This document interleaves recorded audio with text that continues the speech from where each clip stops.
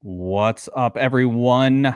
Kevin Allen here, aka the Geek from DFS Army, and I've got the man himself, the author of Winning the $1 Million Game, Adam Burns, with me to talk over the NFL Week 3 slate from a Shark Lab perspective. What's going on, Burns? Not much. Nice. We were just talking about how things went last week, Yeah. and just in general about the whole Kyren Williams late breaking news.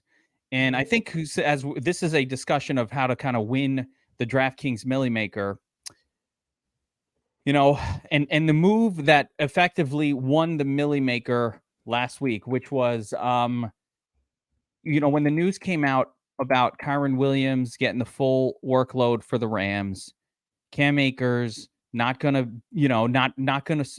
play.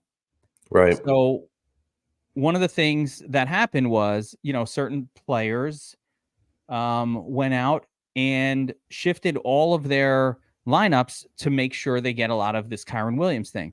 And what's interesting of Kyren Williams, right? And what's interesting about that is, that's an approach that we often use specifically for NFL. Mm-hmm. I'm sorry, for NBA, right? Interestingly, Kyren Williams wasn't actually in the Millie Maker winning lineup last week, but that's irrelevant. He was in a lot of winning lineups last week. He was not in the number one Millie Maker winner, but whatever on that. But I think the Kyren Williams thing really has me fascinated because in NBA, Burns, what we do, we wait for late breaking news. We're all very used to changing all of our lineups in NBA 5 minutes before lock. Like we've got that down. But for NFL, it's not really something that that is clear cut. Let's put it this way. It's not a clear cut thing. So I wanted to get your opinion on this. Late breaking news comes out. We get a player who is effectively unowned or supremely low owned. And now all of a sudden they're in a better spot. Right? But yet the matchup isn't great. It's not like, oh my God, shift all your lineup. There, it's an underdog team going up against an elite defense, and it's kind of like, okay spot. Right. The best thing going for that situation was just volume and primarily that no one was going to be on Kyren Williams because we didn't find out until. So how do you deal with a situation like that? You were just telling me that type of situation comes up again, regardless of outcome, that would have had you changing lineups right away. Yeah, the reason why is we had guys within the same range of salary as Kyren. Like we had Chalk Kelly last week in a horrible matchup. We talked about it on this show. We talked about it on every breakdown about how Josh Kelly, against the Titans, not the best play because the Titans stopped the run and he's going to be so chalk. Like we didn't like the Kelly play last week, but yet a lot of people were eating that chalk, even knowing this. Yeah, it was almost like Kelly was the de facto number one fantasy point per dollar guy last week. And obviously if you are just running an optimizer, he's going to end up in a lot of your lineups.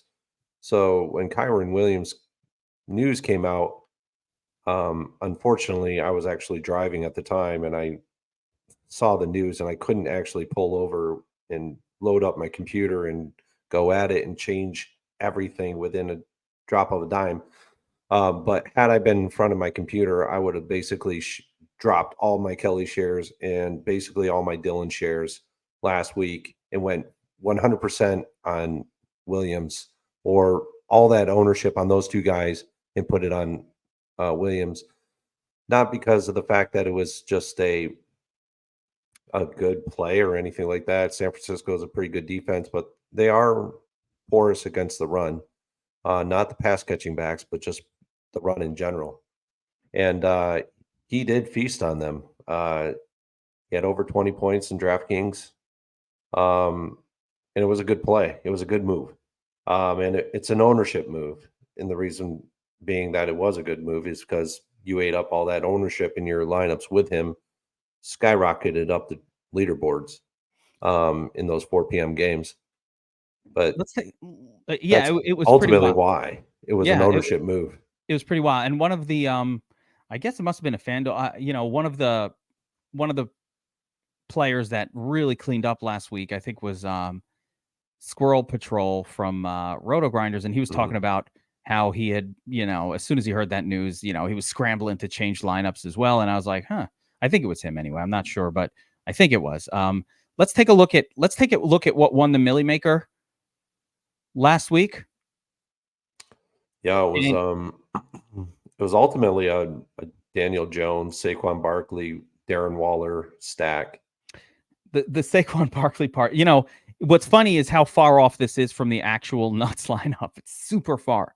It's not even close. You didn't, but nonetheless, this works. So we had, I'll go through this list. Like we had a lot of these players at almost chalky, or certainly they were heavily featured in the Shark Lab as well as in my sheet.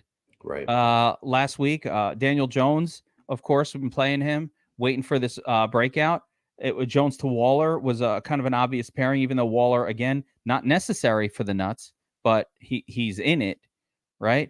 Now, I did not have any Saquon Barkley exposure at all last week, but Rachaad White, definitely. Keenan Allen, we talked about him last week. I didn't get to Christian Kirk at all, and it's just a random that Kirk went off in that horrific performance from the Jaguars, by the way. Nico Collins was somebody we loved, and I still love everybody in that Houston passing offense. They're throwing 44 passes a game. 3 guys are just splitting those up. It's great. The only one who's not benefiting is Dalton Schultz right now. And then Tampa Bay defense was pretty chalk as far as like one of the popular defense choices of the slate. So really, where did this really get unique, Burns? It was like Moss. Moss wasn't even low. I didn't like Moss. I didn't think Moss was going to have a good game until Richardson got concussed. So I didn't personally love Moss here in this spot, but he had a pretty good game. Cheap running back. It's amazing that this one, it seems rather obvious in hindsight.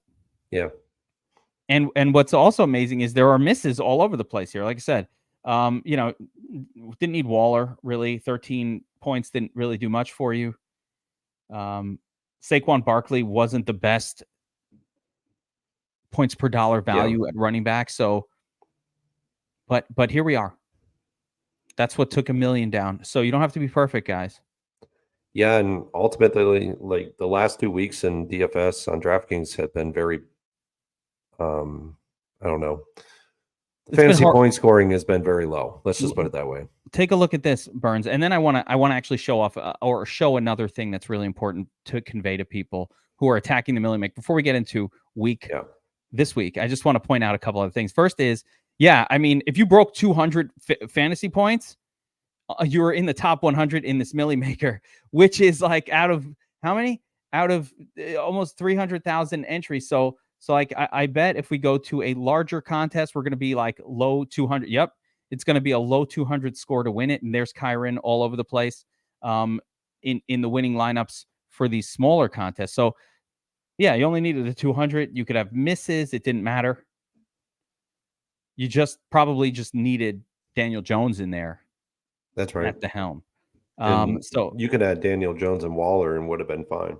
Yeah, and this is across multiple contests. Like I bet in the flea it'll be like 205. It's 218, but like the flea only got 30 lineups or 25 lineups above 200, which is crazy, crazy as well. So yeah, get Kyron in your lineup last week. One more thing I wanted to point out is I always like to show this because I like to do the count, Burns, of how many people should you Osmo made money. Should you expect to make money when you're doing 150, right? So check this out. This is everybody who ran 150. Am I in the middle? No, this is the flea. Wait, let's go to the Millie Maker. The Millie Maker is the best one to show this on because we're talking about how to win a Millie Maker. I want people to manage their expectations when they enter this giant tournaments, right? So I'm going to sort by lineups that have 150 entries here, right? And take a look at this. I want to show you all the red. We're going to count them out. So out of the first 100, you got 1, 2, 3, 4, 5, 6, 7, 8, 9, 10, 11, 12, 13, 14, 15, 16, 17, 18, 19, 20, 21, 22, 23, 24, 25, 26, and this will get crazier in the next one, but 26 out of 100 didn't lose money. 74 out of 100 in the first 100 did lose. But when we go to the next, you're going to see one. And while you're going through that, I don't think you have to. A lot of people believe that you have to mass multi-enter this contest. In all reality, you really don't. You just have to be on the right combination of players, right combination of games almost. So ultimately, if you can only afford, say $200 into this contest, which is 10 lineups, go for it, I would say. Otherwise, don't enter it at all.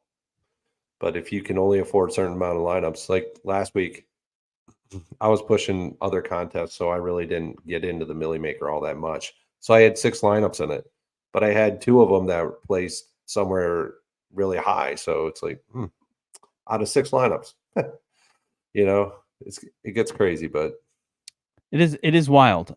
So I went through the 350 lineups that people that 350 people that max entered the Millie Maker last week.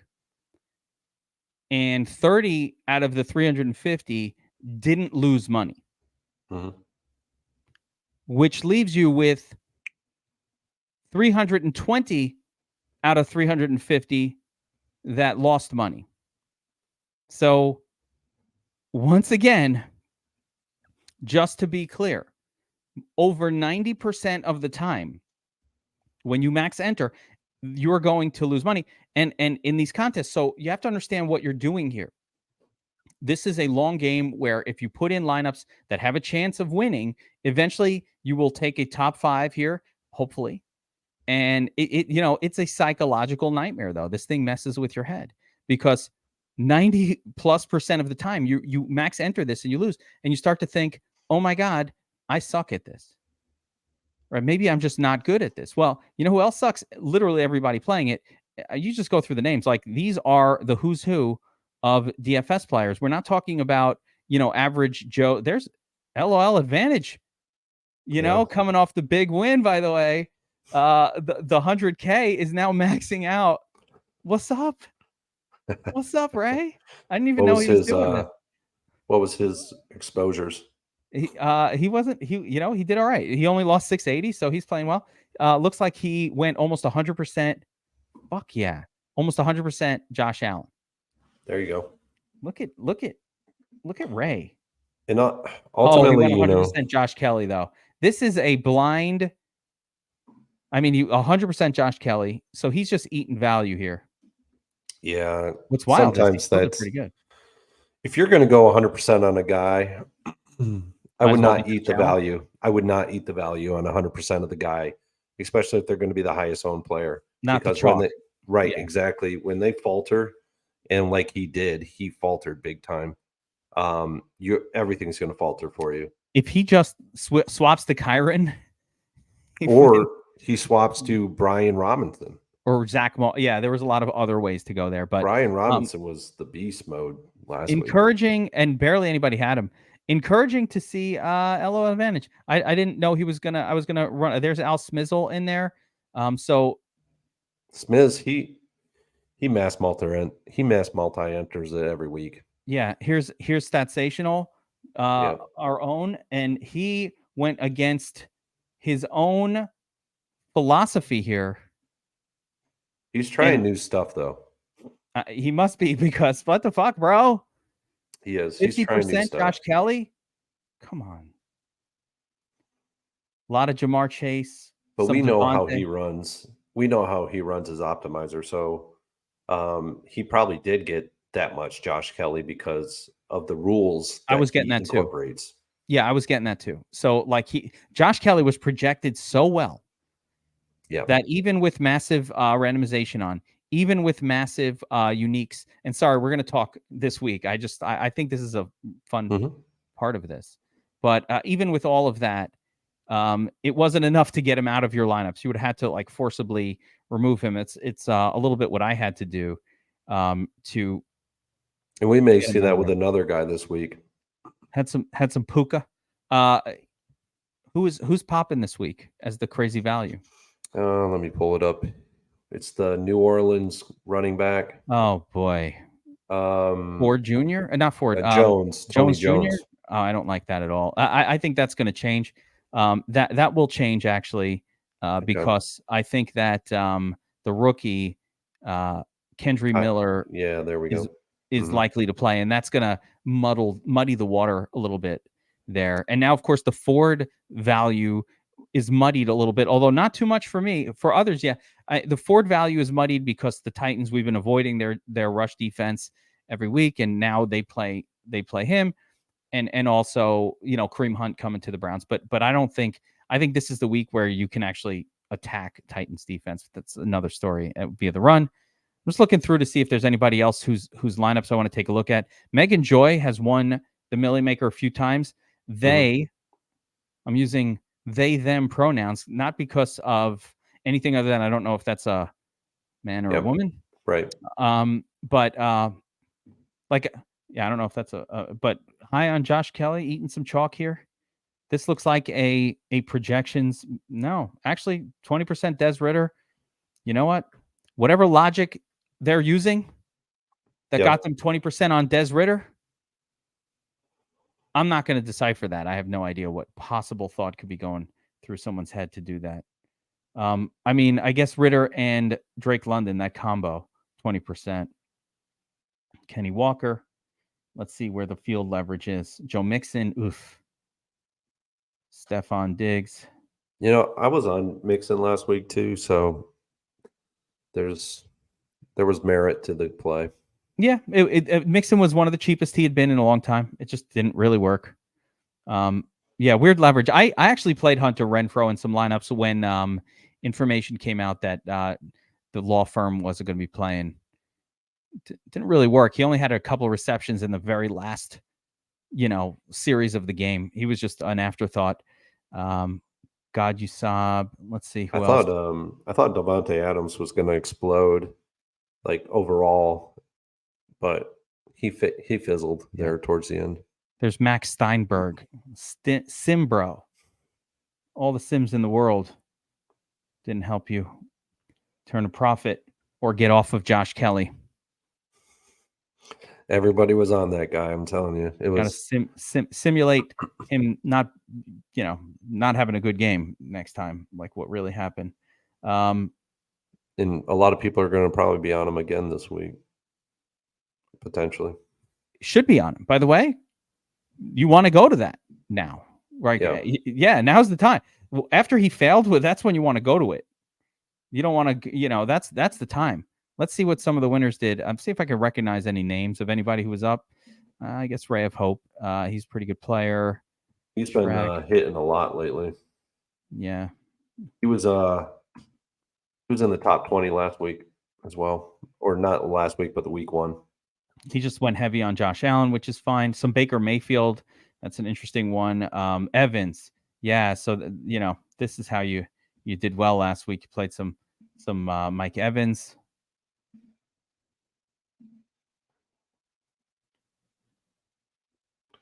Yeah, but Ray of Hope, he's been doing it a long time. Yeah, he's been around forever. The two guys there have been doing it forever. Is that a team? Yeah. Yeah, that's a team, right? Yeah. Yep. Let's see.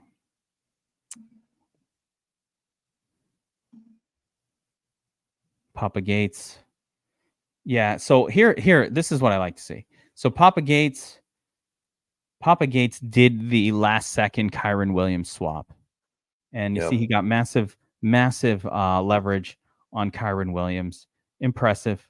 The rest of the run doesn't look very impressive, but that move alone was enough to sort of pull him out of the lose money zone into the making money zone. Let's see what he did at QB here.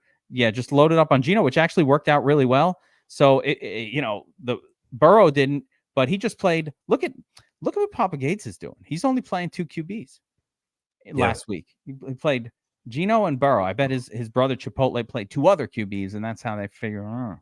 So they do their thing. But And then in single entries, they go off of those 4 guys completely to another quarterback. Is that how they do it? Probably. That's a wise way. So you're attacking tournaments with these guys and give yourself like a lot of outs. You have to be really deliberate about that kind of approach and really be paying attention to what you're up to. Fully faded Trevor Lawrence. Maybe the brother played Lawrence. I wish I would have fully faded him in single entries. Looks like Chipotle Attic is not playing. Oh wait, oh no, there he is. I was like, wait, is he not playing? Let's see if he played the same guys. So the brother, Chipotle Addict,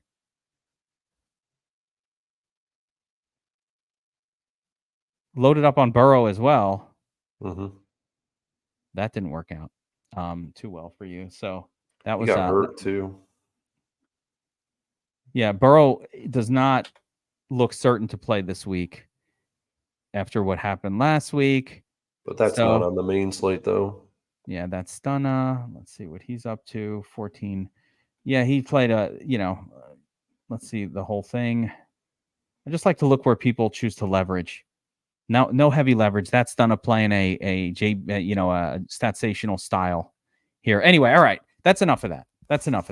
Wait, actually, one more. Whistles go woo. I always like to see what Whistles does. Yeah, he's good. And again, here, take a look.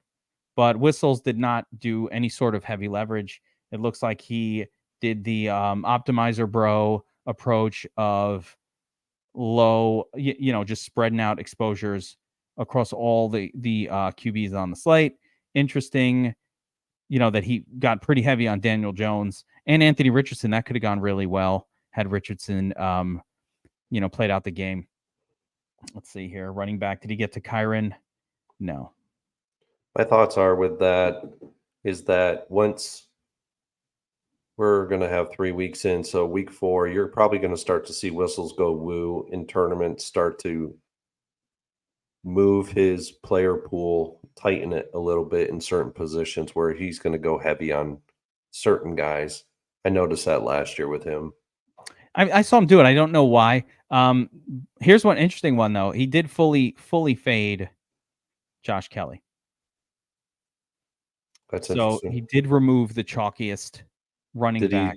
Did he lose? Was he profitable or no? No, he was down a little bit. Yeah. He was down. But that's not the only and the ultimate reason for judging. But it's interesting to be that high on Danny Jones and still be down. That means the rest of his run must have been pretty bad. Puka, he's a little over the field. I don't understand how Puka was as low owned as he was. Chig, he went very heavy on Chig Okonkwo. That didn't really work, but none of the tight ends really worked out last week anyway. It wasn't like tight end was going to make or break you. Arizona defense was fine. Well, no, actually they were terrible. Did they do okay? Arizona defense? Yeah, no, they were terrible, right? No, they did all right. They actually did fine. Yeah, they did fine. Modest. That's right. They had a modest. I think it was like 9 points. All right, let's move off of that segment, guys. So let us know in the comments if you enjoy like a little Millie Maker review. Yeah, before we kind of get into the plays for this week, but I find that stuff interesting, so I don't care. I like it, but let us know if you guys like it. Arizona wasn't even modest; they were like poor. It was 4 points. Yeah. Okay. So, but they were looking good early in that game, actually, and then the comeback. That's what I remember. I was like, I had Jets, and I was in one sort of cashy lineup, and then I was like, I need to make a swap. This isn't going to work, and I just was looking at Arizona. I didn't do it, and then I was regretting it, but I don't think it would have mattered. I couldn't believe at one point in time I was talking to my brother, and I said, you know what? The Giants have gone through 6 quarters of football without scoring a point. This is unheard of. I've never seen it before. No, the Bears have called, and they asked to hold my beer. They feel they can beat that record. Yeah, it's a little interesting. Give us a couple more weeks. We'll take that record down. The Bears. So, all right, let's talk a little bit about NFL Week 3. And, right off the bat, there's a chalk game that really stands out quite a bit, and that is the game between the Vikings and the Chargers. Mhm. There are so many reasons why this game should blow up. But at the same time, it feels like whenever you target the 54-point total game, it's a dud, right? But there's a lot of reasons why this game should blow up. So, news nuggets about that game. Cam Akers traded to the Vikings, I guess. That's interesting. Eckler continues to not practice as of today, Thursday. We saw last week with Herbert that no Eckler in the game is actually quite a positive for the rest of the Chargers offense. Eckler sucks in a lot of fantasy points. It was the highest Herbert DraftKings or any fantasy point production that he's had in almost a year and a half, 2 years. What's crazy about that, Burns, is I've been screaming about this. I feel like I've been screaming about this for 2 years. And people always look at me like I have multiple heads on my shoulders. I'm like, Herbert does not appear in tournament winning lineups. And it's been that way for years. It certainly was like that the entirety of 2022. And people will point to a 27 or a 25 or a 28 that he put up. And I said, that's great that he did that a couple times, but that didn't actually win the tournament that week. You need 30 plus fantasy points at the salary that he's put in at to have a shot. He's at 7,500, but at times he'll go up to 7,900.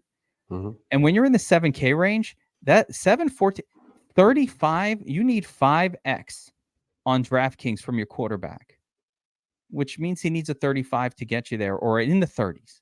And he's just, there's no history of Herbert doing that, but Eckler was playing. So now there's no Eckler. I think he has a legitimate chance to put up the 30 plus in a game like this. But how are you treating this game in general for Millie Maker purposes? It should be pretty chalky on both sides. These stacks are going to be highly owned. It is. It's going to be one of the most chalky. These guys will be all chalk, all the way across all positions. Madison, he'll be chalk. You'll see Jefferson. He'll probably be the highest point per dollar guy. At wide receiver, he'll be extremely chalk. I could see him being 27+% owned. I feel like Jefferson's probably good chalk, but chalk nonetheless. And anytime you have a 27% owned $9,400 player that needs to put up 40, 45. 45 to hurt plus. you if you didn't play him. 35, or plus when you do play him to not hurt you. In other words, as long as he puts up 35, you're like, all right. Yeah. If he got to 45, it's like, oh, thank you for helping me win a tournament.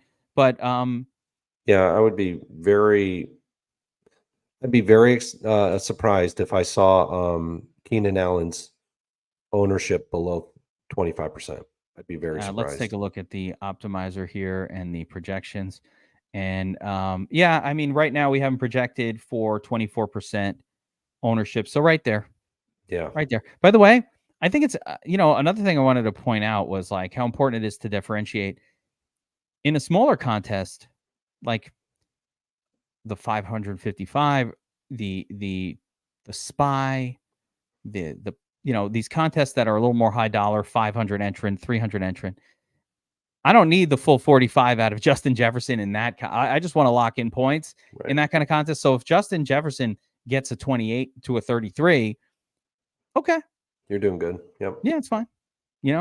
He's helping you to the win in that one. So, at the QB position, are you Shark Lab? Are we loading up on Herbert here? I mean, he gets the elusive 100 rating.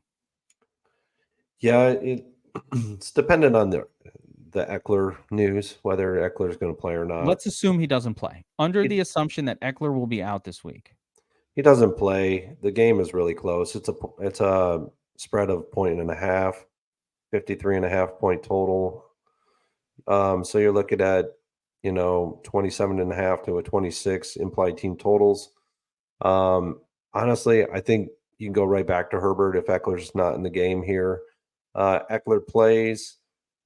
He's probably going to be not his full self.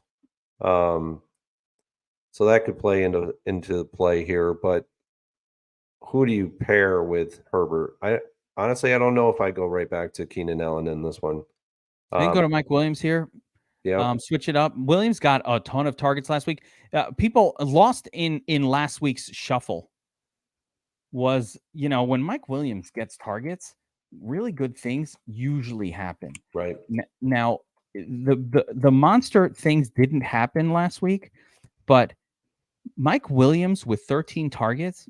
So if you run that through any sort of process that you want to look to, this dude, if he's getting 13 targets, should be putting up 30 plus.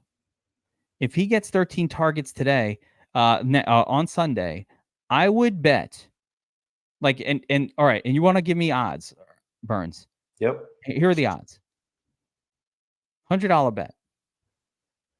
If he gets 10 plus targets, I say he scores over 30. The flip side would be under 20. Which is more likely, over 30 or under 20? And I don't even need the full 13. Give me 10 targets.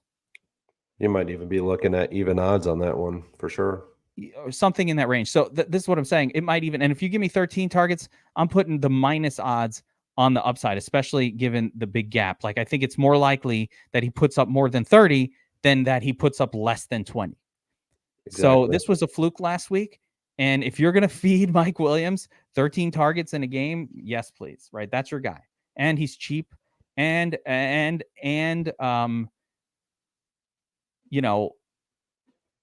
Keenan Allen is expensive, is like really expensive. And he's like the most expensive he's been almost that I've ever seen, because he's coming off the big game. So to me, it's a Mike Williams week all day. What about Kirk Cousins, the other side of that game? Kirk Cousins had a monster game in an unexpected spot on Thursday night against the Eagles. The Eagles, I don't know what's going on with that defense. Yeah, that'll be one where we have to look at it when they come on back onto the main slate again, maybe in week 4 or later. But yeah, Kirk Cousins is in play here, very much so at home. Him and his compadres, JJ, or Addison, they're all in play here. Hawkinson's in play, though I don't like tight ends at home that aren't favored. This line flips to the Minnesota side. It'll be a very beneficial flip to Hawkinson. Madison in the running game, this is going to be tricky. I don't know how this game plays out. It looks like how Vegas is projecting this game to play out as a shootout. How does that play with Madison in this week? So I'm more on the passing game for both teams, especially if Eckler's out with the Chargers.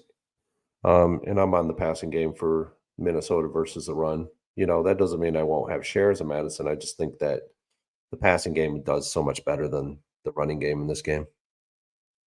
Madison's had a little extra pressure with Cam Akers now on the team. I think actually that'll probably lead to a shockingly good game from Madison here. I think like that extra pressure. I don't think Cam Akers is going to get in the game a ton, but could be wrong.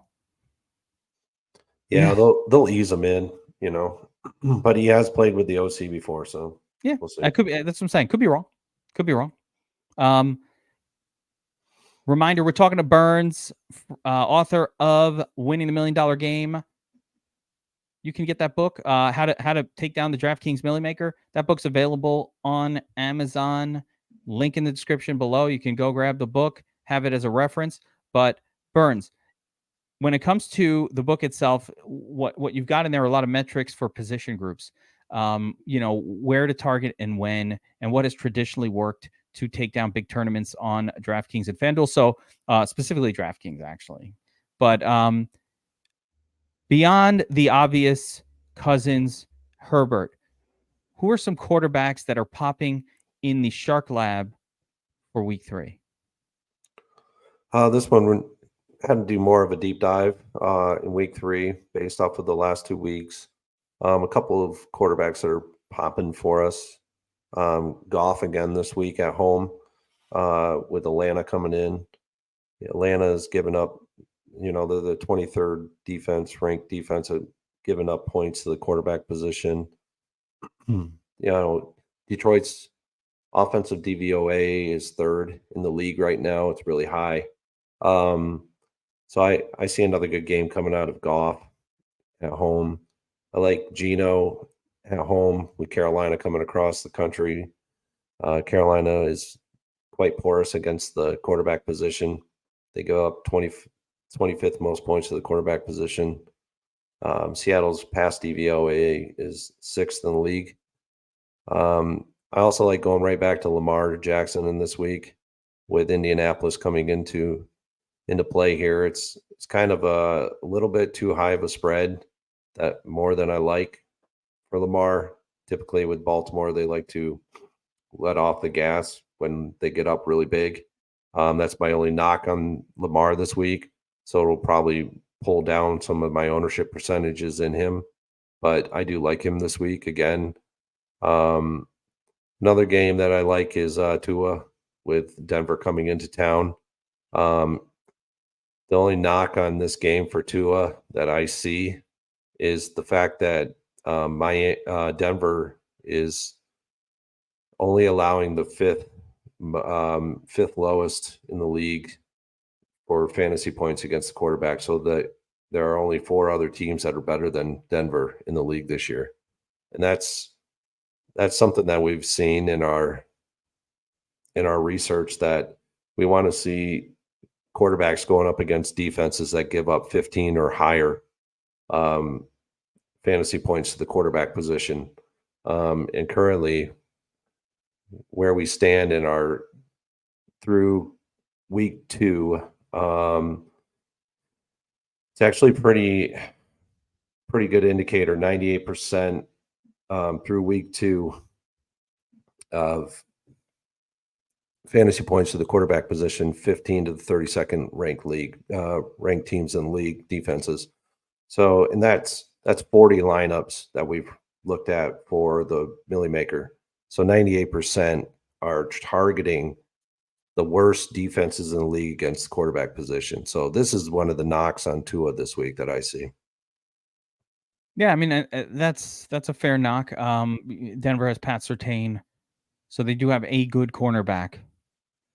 The flip side of that, though, is, Miami is going to keep throwing, and Tua is just always in play. That's just my Tua belief. Like, they're going to throw so much. As long as Denver doesn't do what the Patriots did last week, which was drop, a safety back into coverage every single play, they effectively forced the Dolphins to run the football and beat them via the run. That's what the Patriots do. I don't think the Broncos are going to use that same style and approach. It's not Belichick, although Belichickian in some ways, but Right. it's not Belichick doing that over there. So, they're not going to be as game plan specific as the Patriots are. But I think Tua is somebody that's always in my mix. Let's move down a little bit here.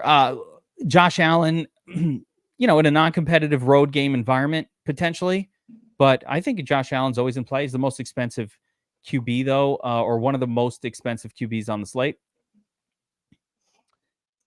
Yeah, he's always good play. He's on the road, so he's going to have to, they're going to have to keep forcing the points here. I like him with Diggs this week again. I had some love for Gabriel Davis last week. Really saw that actually being a good pairing, and it turned out to be a pretty decent pairing. It wasn't one of the winning pairings, but it turned out to be a pretty decent pairing as if you look at stacks overall. We talked about it on this show last week, that if you have Davis in your lineup, it should be paired with Josh Allen more often than not, because if Josh Allen, like when Davis goes off, Josh Allen almost always goes off. Right. It's kind of like Allen could go off without Davis, but Davis almost can't go off without Allen. And that's that WR2 phenomenon that we see, especially WR2s that aren't, passing volume based, but rather touchdown based. So, Puka could go off and not drag Stafford with him because, he's getting 20 targets and 15 receptions. That's a different thing. But like a touchdown based guy like Davis, he's not going off when he's going off, he's usually pulling Allen with him, although it didn't quite pull Allen enough. But Allen was fine last week. By the way, Allen could have helped you win tournaments, just not the Millie Maker last week. Like, he was fine. What about Pat Mahomes? I think this game with the Chiefs and the Bears is really interesting because on the Chiefs side, they're not like a team that lets off the gas against a bad defense. They tend to keep scoring. It's not like they're going to all of a sudden go run heavy or do something like that. And then on the flip side, what if Chicago turns it around? What if Fields plays better? That's what I'm hoping. I'm hoping for that in this game, though the spread doesn't really indicate that. They indicate that Chicago's going to maintain their really bad ways with a minus 12.5 spread. That's a pretty significant spread. They don't know. You know what I mean? They don't know. But it would be a shocker if, Bobby Wow said, be a week early rather than a week late on Fields. We'll talk to him about it tomorrow. I'd say Mahomes in this one. I think your best pairing with Mahomes is Kelsey. Typically in high spread games, Kelsey has done pretty well with Mahomes. Also, don't mind even going to the running game here as well. High spread. There's two really high spreads that they're difficult to project. But how is Kansas City going to actually play this game? Are they going to get way up in the first half, first three quarters, and then let up and the coast to the end? So that's where I could see like the running game coming into play with Pacquiao or Pacheco and I could see Kelsey getting his run in the first three quarters with Mahomes. So that could be a potential winner there. I don't recall too much history of Kansas City letting off the gas in any game. They may not, but they get up by 20. I mean, obviously you're not going to. Yeah, they're not pushing. They're not it's not like pushing the effort, but they continue to try to score. I think they're fine. The negative I think here on Pat Mahomes is just the salary. It's not. Weirdly, it's not even that much higher. This week, DraftKings did something a little bit interesting with the salaries where everybody's kind of 6,900 or higher. Like when you look at the viable QBs, everybody's kind of in this zone of 6,800. And then you get to, there aren't a lot of cheapies. I was trying to look in the cheapie zone here in the bargain basement, and there's not a lot of viability down here at all from what I'm seeing. Do you see anybody at the lower echelon of the salary range that, and I'm not counting Jared Goff as that. Sorry, Burns. He's at 6,500. That's expensive to me. Give me a sub 6K guy that, has a shot. You mentioned Geno, so I'll give you that one, and that's good. And he is very inexpensive. Can you trust Deshaun Watson in an elite matchup in the sense that when you're going up against the Titans, you want to throw against them? Can you trust Deshaun Watson? But he looked like shit. But I don't know what that means. Can you trust Deshaun Watson here? I mean, if you want to, that game, it has a very low spread, so I don't particularly like it in general. A low total, you mean? Yeah. I don't really like it in general, but like a player that's sub 6K that could actually have another good game this week, coming off a really good game last week. Could be Russell Wilson on the road at Miami. He's a road underdog, and we have seen road underdogs this year have done very well. So Tua did it very well in week one. And then so I could see him doing well this week. He just has that something revived in him right now, but I could also see this being a running game for them as well. So it'll be interesting to see how they play this. I like Jerry Jeudy stacked with him. So that was not one of the stacks that I was on at all. So I like that. I don't love it, but I like it. I was definitely not on that. You mentioned Jordan Love here at the Saints at home. Derek Carr is always like kind of a no. Mac Jones, the guy who popped for me a little bit was CJ Stroud. And I don't think I'm going to pull the trigger on a lot of lineups, but CJ Stroud, he has not been throwing interceptions, and he's throwing the ball 44 times per game. So he's really easily stacked. He's inexpensive, and the people you stack him with are low cost as well. So I had a little bit of like a crazy, silly for the millie thought on CJ Stroud as an, you know, in running through the potential pay down options. That's really the only one that popped out for me as viable. Yeah, my only knock with him is that he's coming in as an underdog on the road, and he's got a total that's underneath the totals that we look at. Yeah, It's a all bad. 17-point total. That's why I like Wilson, Russell Wilson in this one. He's coming in with a 21-point total. So Stroud, yeah, he's had a lot of pass attempts. You know, I love Stroud. He's a former Buckeye, so I love him in general, but I don't think this is his game. I don't think this is going to be the game for him. Yeah, it's not something I'm excited about. Like I said, it would be hard to pull the trigger, but none of these cheapies look all that great. To your point, look at all these low totals: Cardinals, Panthers, Yeah, Bears, Washington. These are all sub 20-point totals. That's just bad in the NFL. And Houston's in that group. So the Titans are in that group, and the Colts. The Colts now, if I had to pick one, and he's not a sub of one of these crappier teams, if Anthony Richardson plays, I think Anthony Richardson, even just after 2 weeks, is for me elevated to the point of almost must play. If he's playing, you almost have to play him every week. Yeah, he's like Fields was last year. Yeah, remember the perfect example. Fields got to the point where the nothing mattered. The game total, favorite, underdog, it didn't mean anything. If Right. Fields was in the game last year, you had to play him, and I think that's where we're at. I think that's where we're at this point with Richardson. Any other QBs you want to talk about in terms of the week 3 slate here that we didn't get to? No, I think They're we're making good. the Shark Lab article. No, I think we're good. Richardson may be a little hobbled in this game, so that's the only reason why I wouldn't go to Not him. hobbled. Not hobbled. He's going to be good. Concussed or not concussed. That is not hobbled. Always distinguish this. It's really critical, Burns. You know, I'm this is year 10 of me saying this.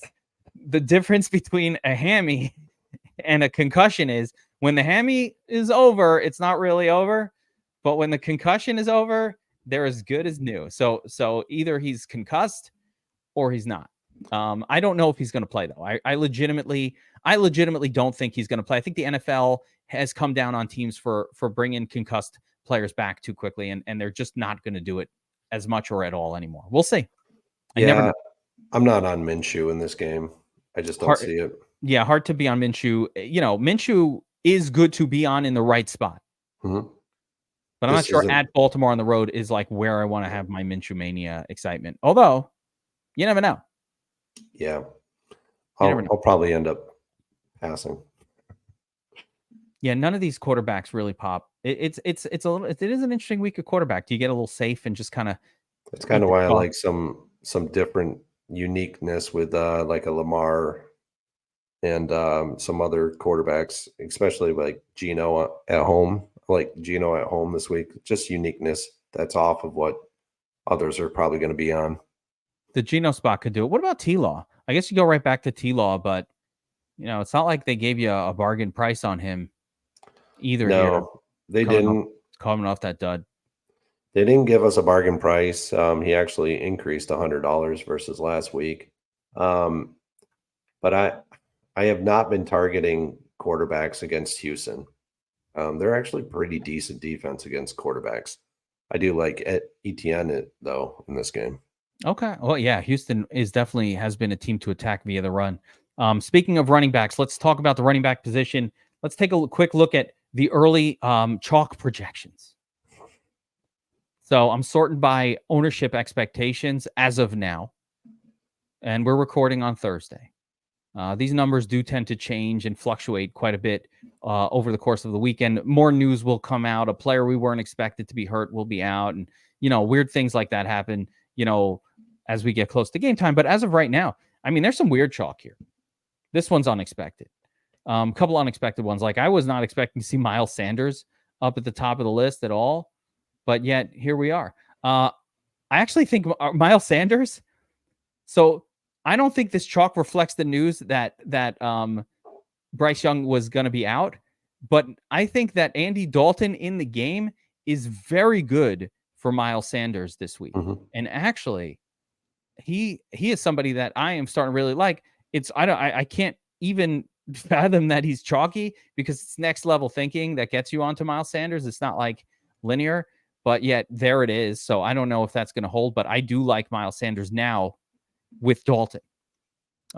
Jerome Ford, yes, I like that spot as well. Another week where the running back going up against the Titans is the chalkiest running back.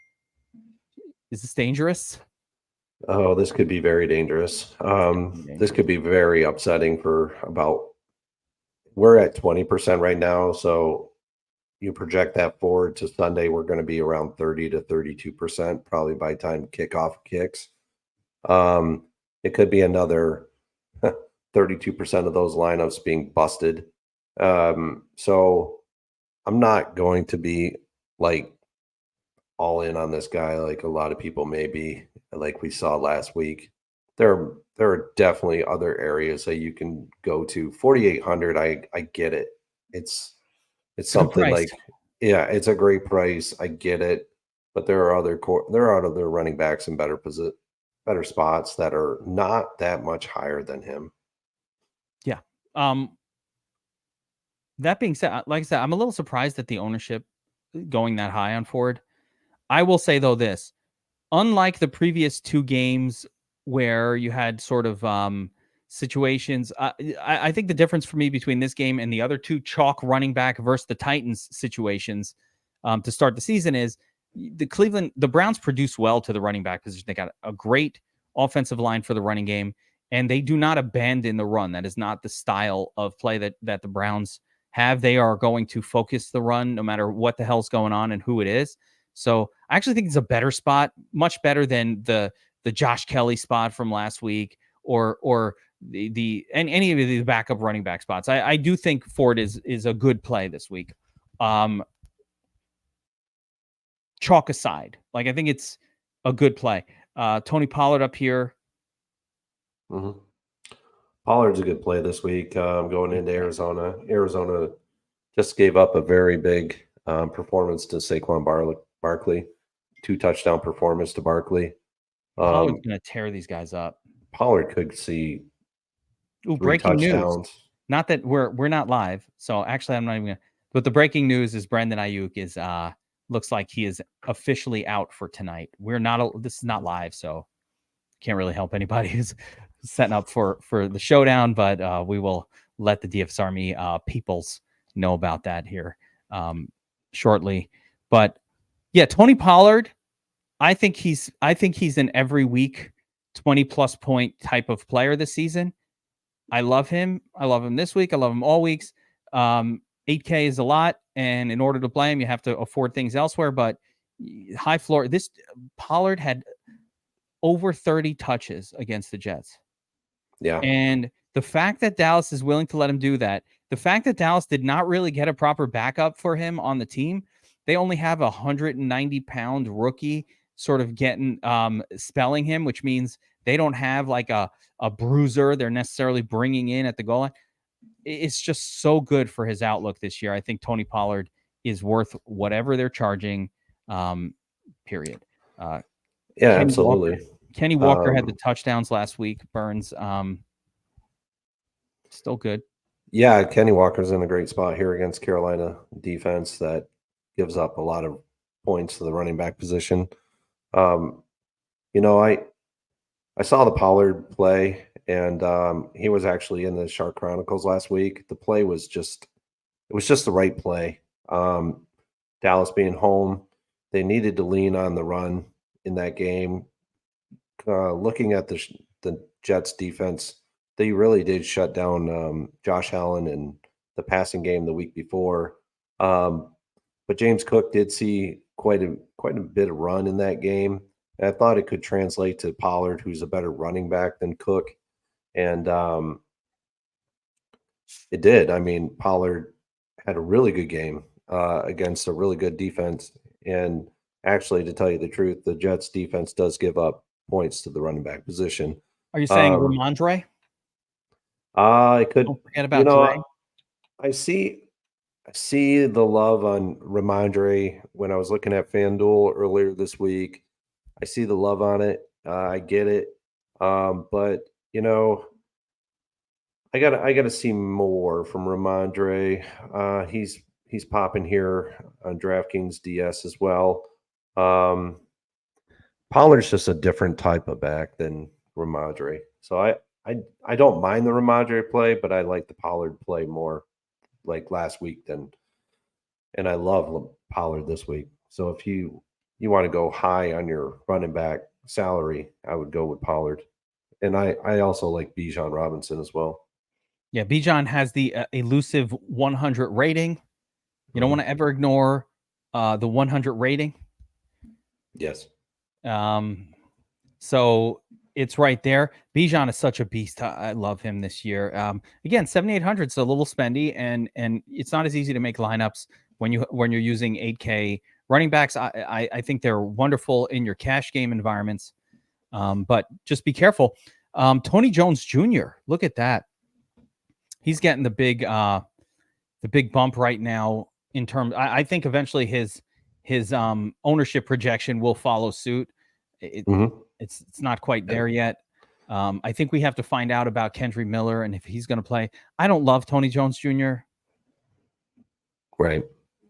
I think Taysom Hill is hanging out, taking goal line snaps, and I don't love Tony Jones Jr. But this projection is a bit out of control for him. Yeah, the metrics for the game against Green Bay are very good for running backs. So whether Keandre Miller comes in, he's been absent from the team because of injury the last 2 weeks. How is he going to come into the fray on this week? But if it's a Jones week where Miller is just in and out, maybe he sees 20% snap share where the rest of it goes to Jones. I could see Jones having a good week at a sub 5K salary. If they come out and they say, yeah, Keandre Miller is going to play, but we're not going to go to him a lot this week. He's going to be kind of like in and out. This is where I kind of see like some of the shares being filtered from Ford off of Ford to Jones. I could see it, or just playing both. No one likes to play all the value. No. If you're asking me right now, personally, I would bet, and what do I know? But I would bet Ford outscores Jones Jr. If I had to, even though Jones Jr. is projecting better at this moment. A couple other running backs I want to ask you about here before we move on, as time is short. But you mentioned Madison before. Can we go back to Madison here? Now they got Cam Akers. No one's going to be on Madison, I think. But he is part of this spectacular game environment. It hasn't gone well for him, but he's inexpensive. Like, there's pros and cons all over the place for Alexander Madison. And I would say a significant con is the fact that his team felt the need to trade for a running back this week. Yeah. Not that they paid much, but they did it. So obviously they're like, hey, what's going on with this guy? Why is he playing so bad? Is this where Madison, angry Alexander Madison comes out and, I'm trying to make a Hamilton reference here, and I'm trying to keep talking until something pops in my eye. I got nothing. Yeah, I mean, it could happen. This would be one of the best spots for it to happen with him. Chargers aren't really that great against the run. They're middle of the road against the run. But he's an underdog right now at home. So typically, historically, we've seen that not produce winning fantasy production. So I have another kind of off breaking news. I just traded for as we're during the show, I just traded for Puka Nakua in one of my dynasty leagues. Was able There to you go. mash the accept button. I feel really good about it. In real time. Got to do it. It happened. All right. Bijan, Zach Moss. Can you play? The Ravens have not been good against the run this year. Zach Moss got all the run last week. Yeah. He's projecting pretty well. Can we play Zach? The Ravens, 5,500? Potentially. I wouldn't hold it against you if you did. Yeah, I you know what? I wasn't thinking about him. I don't love him when Richardson plays. But, when Richardson came, he got targets last week, 4 targets, plenty of carries, the touchdown. 5,500 salary level this week. Didn't get priced up too much. More importantly, like no one else really is coming in. He's getting all the carries that he can handle. Deion Jackson at this point. I don't even know how to spell his name. There's a lot of good plays this week at the running back position. I could see multiple ones going off. Yeah, so. Jackson completely shut out, got a 0. So let's go back to running back. Any other names that we didn't mention that I'm going to talk about? I guess I don't know what the status is with David Montgomery, but Montgomery at one point was looking like he might be out, which could be Jahmyr Gibbs' season for us. Yeah, that's where I would go. If you wanted to go in that Atlanta-Detroit game, I like Bijan Robinson a lot on the road as an underdog going into this game. Another one that I really like is Jahmyr Gibbs. Montgomery's out. Jahmyr Gibbs in the 6.6K range. I think let me emphasize this. If David Montgomery's out, I think it's Jahmyr Gibbs' lock button season almost. Yeah, and the reason why I think that goes into line here is Atlanta is very bad against pass catching running backs. They're the second worst in the league. So Jahmyr Gibbs he's going to get all of his production via the pass. Yeah, he's going to do it between the numbers as well, but I see a lot of production coming from Jahmyr Gibbs via the pass, short passing opportunities from Goff. Atlanta's got a pretty decent defensive line, so that's going to force Goff to get rid of the ball a little bit quicker than he would normally like to. So, yeah, I mean, I can definitely see it happening in this game. So, I love it. That mostly covers, I think, the running back position for this week. One other name though that is not popping in the projection model, but because again, Eckler is not definitively out. But what about Josh Kelly? Kelly kind of burned everybody. Yeah. In week 2, right? Now he's very inexpensive, and in the chalk game of the week, right? Everybody's loading up on Herbert. Everybody loading up on all these pass catchers and whatnot. Is Josh Kelly the ultimate leverage against Herbert passing chalk? Yeah, absolutely. He is your ultimate pivot here off of that passing game. The only thing I'm waiting on is whether or not Eckler is out. Eckler's out. Absolutely. This is with that assumption, of course. If Eckler's playing, we're not touching this guy. But if Eckler's out, again, Kelly comes off the bad game against Titans defense. Titans defense kind of good. Definitely pretty good against the run. No one's running on them, right? So we were expecting the bad game from him. But now this is not that. Now, actually, weirdly, the Vikings have been pretty good against the run also, but I almost think that's like a fluke. This team, the Vikings, they shut down Rachaad White, I think it was in week 1. And like they've been shutting down running backs that aren't bad, but I just think it was a fluke. They don't have any history of being a good rush defense in Minnesota, unless I'm missing something. You're not missing anything. I think it's just, they had a couple of good games to start against the run. And they were getting torched via the pass. So it was like the defense was just giving up. DeAndre Swift did torch them this past week. So yeah, and that's right. And he's a pass catching back. So pass catching backs are going to torch this team. It's kind of what another. yeah, it's not exactly what Josh Kelly is, but he can catch Yeah, a pass. but he can catch passes. Yeah. And he could definitely do it that way. Another running back I see that could actually do well this week is Mostert with Miami against Denver.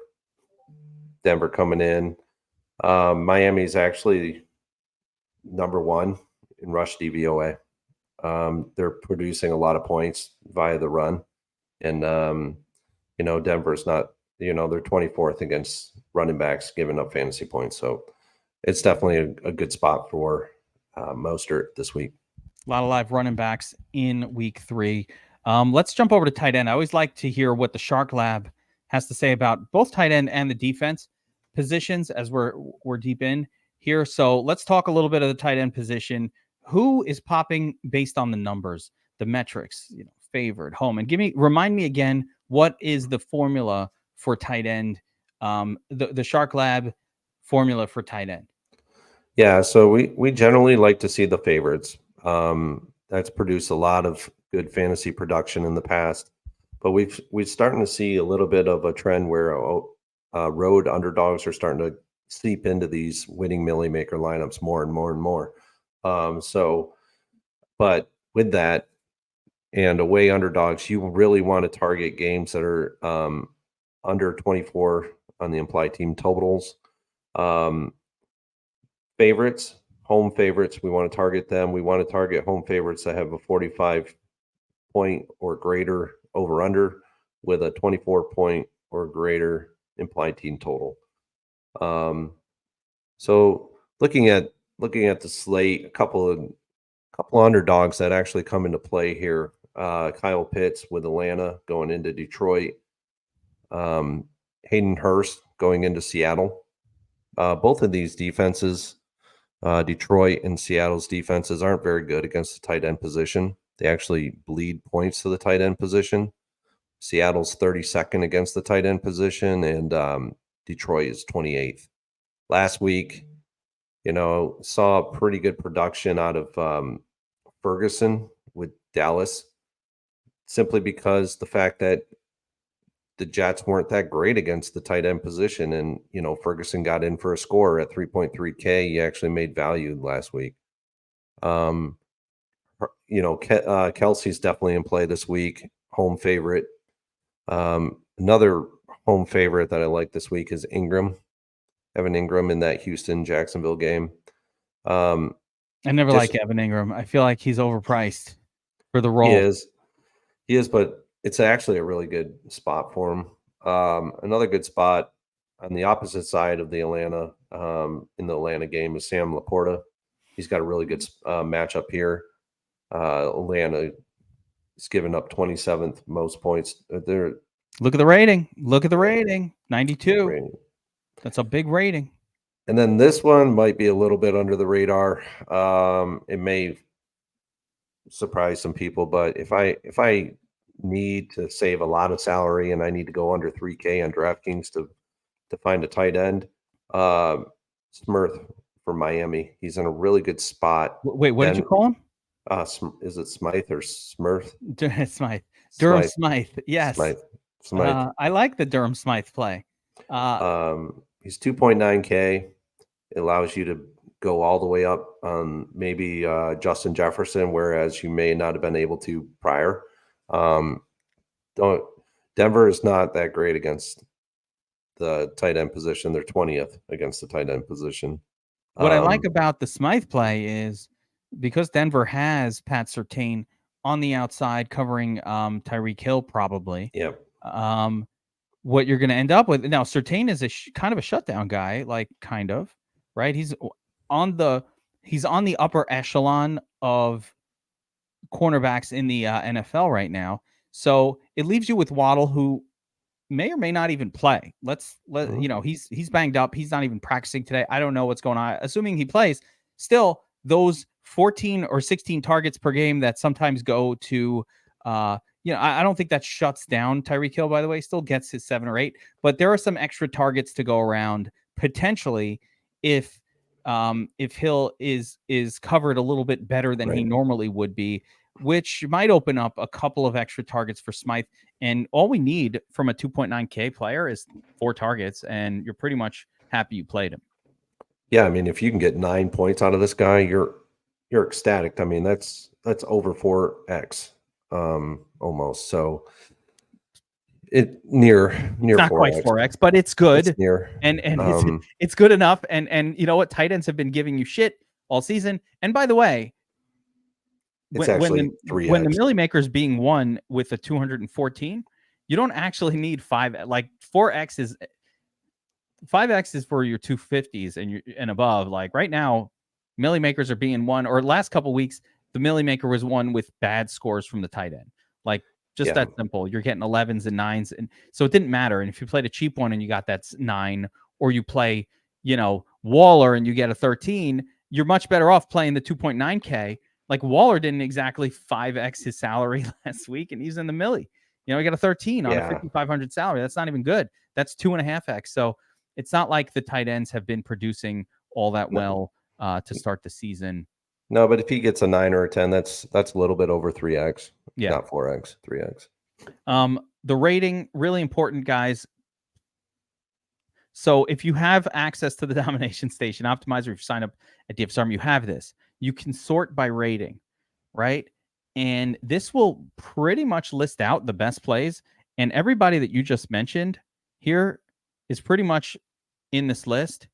So like what you're looking at is really agreeing with the rating, which I like to see quite a bit. And of course, for anybody who's watching this who's not a DFS Army subscriber, make sure you get signed up. Go do it. Do it right now. Get in there. We are having lots of fun this season, kicking ass, taking names. Yeah, I Let's talk about defense. I always like talking defense with you, Burns. Yeah, I love defense. This is one of the most under. I don't know. It's a very difficult position to actually project. It's one of the most difficult positions to project because things can just go one way or the other very quickly. Here's some of the chalk this week, Burns. Yep. The Jets are going to, right now, projecting is the highest one, which I get. Jets at home, I think it's a good call against the Patriots. Patriots are not like an offense. The Jets are a good enough defense that when they go up against an average to below average offense like the Patriots, good things can happen. Yep. Chiefs, of course, Fields of the Chicago offense has been an absolute shit show. Then you got the Cardinals just because they're cheap. Yeah, I don't quite get the Cardinals defense call there. Why they're so owned. It's cheap. It's just the absolute cheap. They don't project well. Yeah, but they're projecting very poorly. It's just I get that, but there's other defenses in and around them that are they're in much better positions than the Cardinals. Yeah, Patriots at the Jets, I totally get. I think that's a good play. Anytime Zach Milfson is at the helm, you want the defense that is going up against him. I think Belichick knows his thing. But who's popping on the Shark Lab defense? Because you're always coming up with ones that I was just like, wow, I wasn't thinking about that, and then they smash. So give me a couple of those names that are gonna help us tear it up. I think last week it was Tampa. I can't remember. Yeah, it was Tampa. Let's see, a couple that are gonna pop right away. One of the one that I'm really excited about this week is Green Bay again. I was excited about them in week 1. They're home again. So Green Bay's defense does really well at home. Their New Orleans is coming up there. I just don't see a lot of goodness from New Orleans. Carr is just not a good quarterback in general. I don't think. So I think Green Bay, Jair Alexander is going to shut down the side that he is on. He's one of the best corners in the game. He's going to shut down that side. So it just leaves, is that whether Olave? he's on, I would have to look, but whether he's on Olave or Thomas in this game, he's going to basically shut him down. And but I see a lot. I can see this game going very badly for New Orleans in Green Bay. Some other loves this game. Big bet of the week. Who did? Cuz Gargano loves this game. On the Packers Green Bay side. side? Yeah. Yeah. Other defenses that I like this week, I like Cleveland with Tennessee coming into town. Cleveland has the opportunity here to shut down Tennessee's passing offense. I really don't see much happening from the passing offense. The only way I see Tennessee moving the football is via the run with Derrick Henry in this game. Another defense I like a lot this week, Indianapolis going into Baltimore. I like Baltimore's defense this week. And then another one, pivoting off of the Seattle defense simply because of the fact that we may not have a rookie quarterback starting for It's already a Carolina. done deal. It's not It's he's out. It's going to okay, be so gone. he's out. Or I So don't know. You know what? I don't want to say that. I need to verify that. I'm okay. 99% that he's out at this point. Well, Bryce Young out forces me to pivot from Seattle off of them, even though they were in a really good spot at home. I'm going to pivot to Carolina here, and this is kind of why I think like Arizona should not be a chalky defense this week, because you have some pivots this week that you can go to that are, I mean, they're in and around, $300 of Arizona. Another defense that is really close in salary to Arizona is Indianapolis going into Baltimore. They too could have a decent game. Another team I was looking at and thought that they could actually have a pretty decent game on the defensive side is Atlanta going into Detroit. I get a lot of surprises here, Burns. You're like all of them. I'm Atlanta. Yeah, these are the types of defenses that I see could actually produce some significant fantasy production at very low ownership. Now, lo and behold, defenses are very hard to project, especially this early in the season. As we get some more data, it becomes much more of a more easily to project things. But even still, you can't really project interceptions and touchdowns via an interception score or fumble score. Those are very difficult. When you look at the R squared for defense projections, they are by far the least predictive of any position group, and it blows away most. Like the difference in the R squared, like RB's like 0.59, and then wide receivers like 0.45, and they're all in this zone. QB's like 0.55. Like they're pretty close, and they're all in a similar zone. And then defense, it's like 0.25. You were only crazy. about 20 to 25% accurate on defense projections. So I always say to people, if you like one, just go for it. You never know when a fumble is recovered for a touchdown. You never know when a ball bounces off of somebody or a punt is muffed. Like there are just things that cause defensive scoring that you just are wildly unpredictable. That being said, one that you didn't mention that I was trying to highlight on the screen so you would see it and say it. Bills. The Bills are on the road, but they're up against effectively a rookie. And I was really kind of like saving them for not saying them because I think they are the one defense this week. I really didn't want to say them because I kind of want to win the Millie Maker this week. Don't hold back, Burns. You got to give it away. I know. But the Bills, oh my gosh, I don't know why they're not a defense that is 30% owned right now. They're going into an atmosphere where they could actually destroy the Washington Commanders.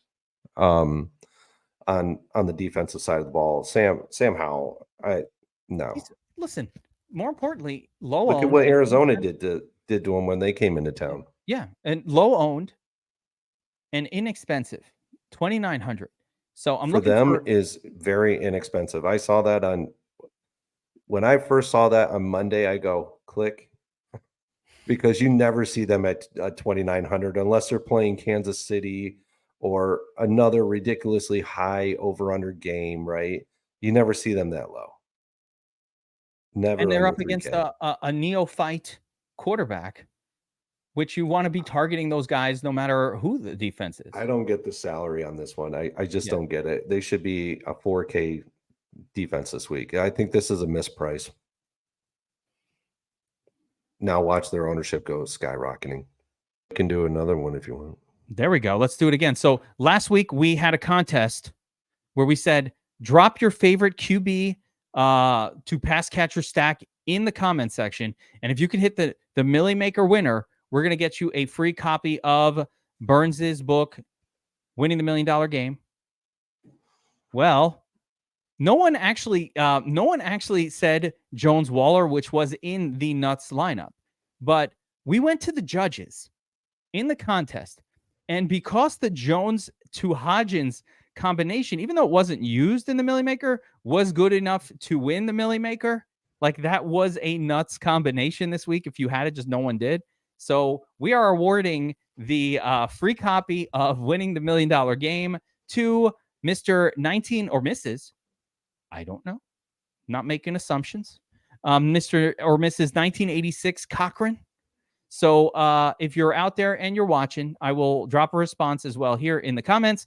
Hit us up and let us know your email address. Hit us up on the DFS Army Twitter, or right here in the comments, or in the new comments for this week. Let us know your, just hit us up direct, DM us something, get in touch at FFootballGeek. Hit me up on my Twitter if you need to, and we will get you a free copy of Winning the $1 Million Game, which brings us around to this week. I know it's late in the breakdown, but drop your favorite secondary stack. Can be an RB, tight end. You going secondary stack this one, Burns? Yeah, so let's go secondary stack.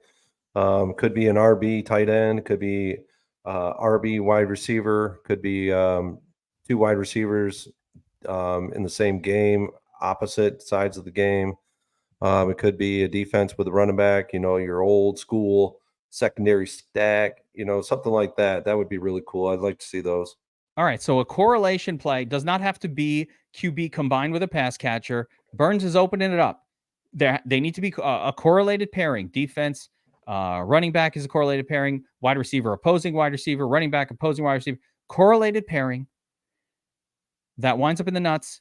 Millie Maker nuts this week. Drop it in the comments. We are going to go through it again. Burns, of course, going to make it more complicated for me to go through it, because now I have to know more than just who the winning quarterback is. So thanks for adding to my workload, Burns. It's totally needed. That extra work is always fun. But drop those in the comment section below, and we will go through it and pick another winner if any of you nail it. By the way, I put all the combinations because I always think somebody's going to nail it. So then I add those. And we're not going to send out the PDF. I'll be sending out the actual book. So leave it to Burns. I was just going to email a PDF of the book. And you may even find a surprise in there where I sign it for you. There it is. So a signed potential copy of Winning the $1 Million Game from Burns. Drop your comment drop your comment. Give us a secondary pairing that will wind up in the nuts lineup. That's going to do it for this one this week. We went longer than I like to, but I enjoyed the section at the front where we reviewed last week's Millie Maker. So if you enjoyed that, let us know in the comments as well. We'll keep doing it. And we will see you guys at the top of the leaderboards. Take care.